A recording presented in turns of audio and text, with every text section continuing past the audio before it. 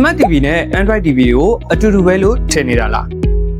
တကယ်တော့ Smart နဲ့ Android ကတူတယ်လို့ထင်ရပေမဲ့အထက်မှာပါတဲ့ features တွေကတော့အတော်လေးကိုကွာခြားပါတယ်ဒီနေ့ဗီဒီယိုမှာတော့ Smart TV နဲ့ Android TV ရဲ့ကွာခြားချက်လေးတွေကိုပြပြပေးတော့မှာဖြစ်ပါတယ်ခင်ဗျာမင်္ဂလာပါ Sky Home မှာကြိုဆိုပါရစေခင်ဗျာ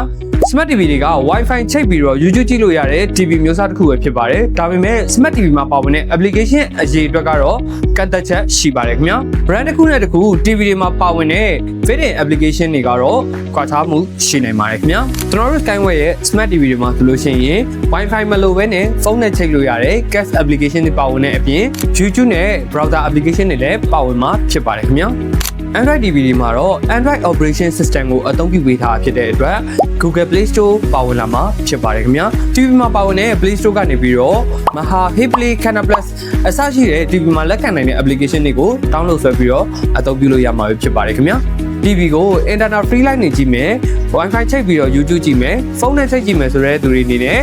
Smart TV ကိုရွေးချယ်လို့ရမှာဖြစ်ပြီးတော့ YouTube အပြင်အခြားသော application တွေကိုအသုံးပြုမယ်ဆိုလို့ရှိရင်တော့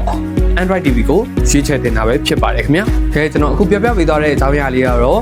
Smart TV နဲ့ Android TV ရဲ့ကွာခြားချက်ကလေးတွေကိုပြပြပေးသွားတာပဲဖြစ်ပါတယ်။ဒါဆိုရင်တော့ Smart TV နဲ့ Android TV ဒီမှာဘာတွေကွာခြားလဲဆိုတာနဲ့ဘယ်သူတွေအတွက်လဲဆိုတာကိုသိသွားလောက်မယ်လို့ထင်ပါတယ်။အားလုံးကိုကျေးဇူးတင်ပါတယ်ခင်ဗျာ။ Skyworth, lead the future.